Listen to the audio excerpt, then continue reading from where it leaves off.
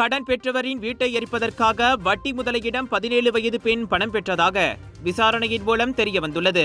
அப்பெண் வட்டி முதலைகளிடம் கூலிக்கு பணத்தை பெற்றுக்கொண்டு வீடுகளில் 3 முறை பெட்ரோல் குண்டு மற்றும் வர்ணக்கலவையை வீசி தேச துரோகம் செய்ததாக சந்தேகத்தின் பேரில் தடுத்து வைக்கப்பட்டுள்ளார் என இஸ்கண்டாபுத்ரி மாவட்ட போலீஸ் தலைவர் துணை கமிஷனர் எம் குமரேசன் தெரிவித்தார். நவம்பர் 27ஆம் தேதி கைது செய்யப்பட்ட அப்பெண் தாமான் புக்கிட் இண்டா மற்றும் கங்கார்புலாயில் 2 சம்பவங்களில் பெட்ரோல் குண்டு மற்றும் பெயிண்ட் வீசிய சம்பவங்களில் ஈடுபட்டுள்ளார். நவம்பர் 27ஆம் தேதி ஸ்கூடாய் தாமான் டாமாய் ஜயாவில் அதே தந்திரத்தை பயன்படுத்தி கடனை திரும்ப செலுத்தாதவரின் வீட்டிற்கு பெட்ரோல் குண்டு வீசியதை விசாரணையில் அந்த பெண் ஒப்புக்கொண்டதோடு வீடு அல்லது காரை எரிப்பதற்கு 1000 ரிங்கேட்டும் வீட்டில் வர்ணக்கலவையை ஊற்றுவதற்கு 600 ரிங்கேட்டையும் கூலியாக பெற்றுக்கொண்டதும் விசாரணையில் தெரியவந்ததாக குமரேசன் கூறினார்.